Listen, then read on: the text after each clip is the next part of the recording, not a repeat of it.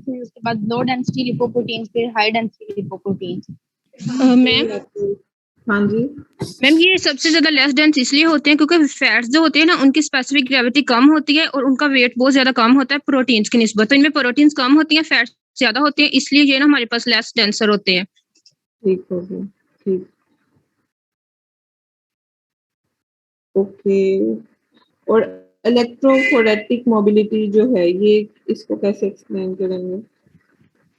Ma'am, हम जब plasma के लिपोप्रोटीन्स को सेपरेट करते हैं तो उनको 2 बेसिस पर, एक होता है इलेक्ट्रोफोरेटिक मोबिलिटी, सेकेंडली हमारे पास अल्ट्रा सेंट्रीफ्यूगेशन करते हैं डेंसिटी के बेसिस पर।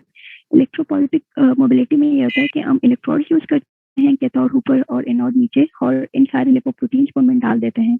जैसे कि काइलोमाइक्रोन जो सबसे ऊपर होता है, इसलिए क्योंकि वो सबसे डेंसिटी में सबसे कम होता है, फॉलोड बाय एलडीएल, और एलडीएल के बाद वीएलडीएल आता है, और वीएलडीएल के बाद हमारे पास एचडीएल आता है। जो एलडीएल होता है उसको हम बीटा लिपोप्रोटीन कहते हैं, वीएल को हम प्री बीटा लिपोप्रोटीन कहते हैं, और एचडीएल को अल्फा लिपोप्रोटीन कहते हैं। तो इस पर बेसिस पर हमें पता लगता है कि इनमें से सबसे ज्यादा डेंसिटी किसकी है और सबसे ज्यादा साइज किसकी है। मैम इसमें हम उनके मोलेकुलर वेट पे इलेक्ट्रोफोरेसिस में यही होता है ना कि जितना मोलेकुलर वेट कंपाउंड का जो है वो ज्यादा होगा, वो उतनी ही स्लो मूव करेंगे, ठीक है, और नेगेटिव चार्ज जो है वो पॉजिटिव, और इस तरह से ये मूवमेंट होती है, ठीक है।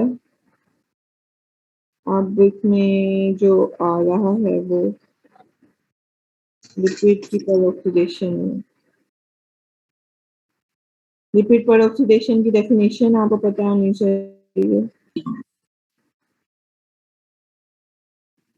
मैम, लिपिड पेरोक्सिडेशन में होता है हमारे पास उसके ऑटो ऑक्सीडेशन होती है। जब हम लिपिड्स को एक्सपोज करते हैं ऑक्सीजन के सामने तो खुद ब खुद इसकी ऑक्सीडेशन स्टार्ट होती है। और ये इसका इफेक्ट क्या है? जी मैम, इफेक्ट मैम इसके पोटेंशियली डिस्ट्रक्टिव इफेक्ट्स होते हैं कि मैम इसके ना 2 इफेक्ट्स होते हैं, एक इन विट्रो, एक इन विवो। इन विट्रो में ना ये फूड डिटेरियोरेशन जैसे रैंसिडिटी करता है, और इन विवो में बॉडी के अंदर ये टिश्यू की डैमेज करता है, जिसकी वजह से काफी डिजीजेस काज करता है, जैसे कैंसर, इन्फ्लेमेटरी डिजीजेस, एथेरोस्क्लेरोसिस और एजिंग। ठीक है।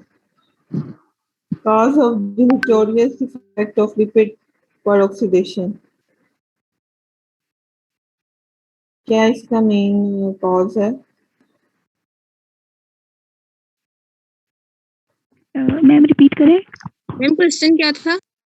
Causes of deleterious effect of lipid peroxidation।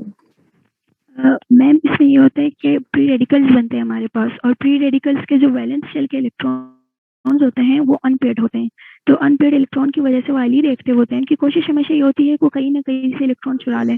तो जो रिएक्टिव ऑक्सीजन स्पीशीज होते हैं वो प्री रेडिकल्स बनाते हैं, और प्री रेडिकल्स आगे चलकर चेन रिएक्शन करके जो है ना हमारे सेल्स से या फिर बॉडी के किसी भी पार्ट से या फूड कंटेंट से वहां से इलेक्ट्रॉन चुरा लेता है और उन चीजों को डैमेज कर देता है।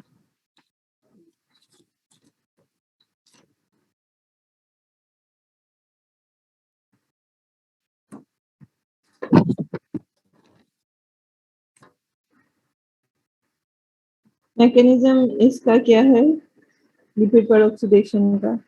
मैम उसके 3 स्टेप्स होते हैं। पहले इनिशिएशन होनी होती है, फिर प्रोपेगेशन और देन टर्मिनेशन। इनिशिएशन में हमारे पास फ्री रेडिकल बनेगा, और जो प्रोपेगेशन है उसमें वो रिएक्शन प्रोपेगेट करता है, और जो टर्मिनेशन है उसमें रिएक्शन एंड हो जाता है, जो न्यूट्रलाइज हो जाती हैं reactive species.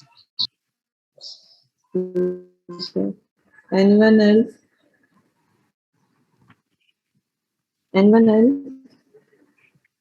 Ma'am lipid peroxidation में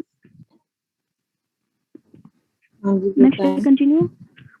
मैम लिपिड पेरोक्सिडेशन में हमारे पास चेन रिएक्शन होता है। चेन रिएक्शन के बाद ये होता है कि हमारे पास एक कंटिन्यूअस सप्लाई होती है रिएक्टिव ऑक्सीजन स्पीशीज की। तो जितने ज्यादा हमारे पास रिएक्टिव स्पीशीज की तादाद बढ़ती जाएगी तो पेरोक्सिडेशन की जो है ना इनिशिएशन ज्यादा होती जाएगी। तो यानी इनिशियली हम क्या करेंगे कि रिएक्शन को स्टार्ट करेंगे, रिएक्टिव ऑक्सीजन स्पीशीज बनेगी, और रिएक्टिव ऑक्सीजन स्पीशीज अपने से फिर आगे चलकर और रिएक्टिव ऑक्सीजन स्पीशीज बनाते जाएगा। ठीक हो गया। और एंड ये रिएक्शन टर्मिनेट हो जाता है। ठीक है। अच्छा, anti ma'am, excuse ma'am, ma'am ये जो इनिशिएशन, प्रोपगेशन और टर्मिनेशन रिएक्शन है, इनकी हमें डिटेल्स जाननी चाहिए या फिर बस फॉर्मली जानना चाहिए कि इनमें होता क्या है? आपको मैडम ने कल पीडीएफ में सेंड किया हुआ आपको?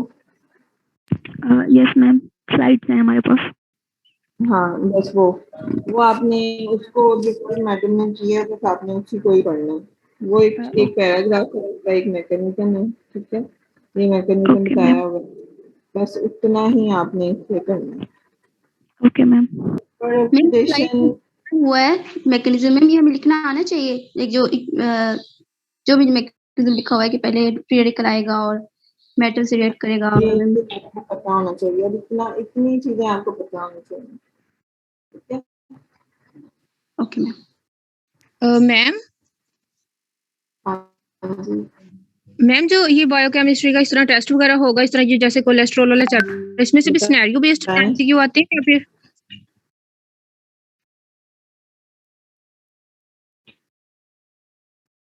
मैम लाइनिंग आएंगे या हमारे पास सिनेरियो बेस्ड क्वेश्चन आएंगे, कौन सा बेस्ड आएंगे या इसमें सिंपली आपसे जो पूछा गया उसी वही आएंगे,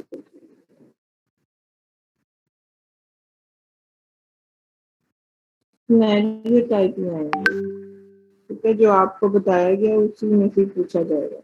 कंसेप्चुअल, इसकी क्लासिफिकेशन क्या है एंटीऑक्सीडेंट्स की, क्लासेस कौन सी हैं इसकी एंटीऑक्सीडेंट्स की? मैम 2 क्लासेस हैं, preventive antioxidants and chain breaking antioxidants. बताएं। Preventive antioxidants which reduce the rate of reaction of first reaction or initiation reaction. chain breaking antioxidants क्या है? Chain breaking that reduce the reaction of propagation reaction or second stage reaction. Preventive antioxidants में किस की example आप देंगे? Catalase और Catalase, peroxidase. और इसके अलावा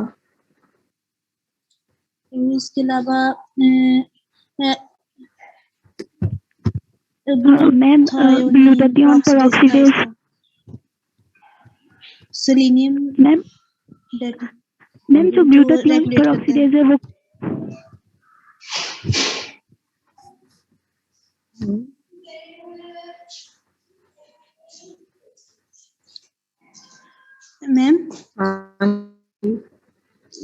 मैम ये जो सा इसमें था, इसमें ग्लूटाथियोन पेरोक्सीडेज का, मैम ये मैकेनिज्म समझ नहीं था आ रहा।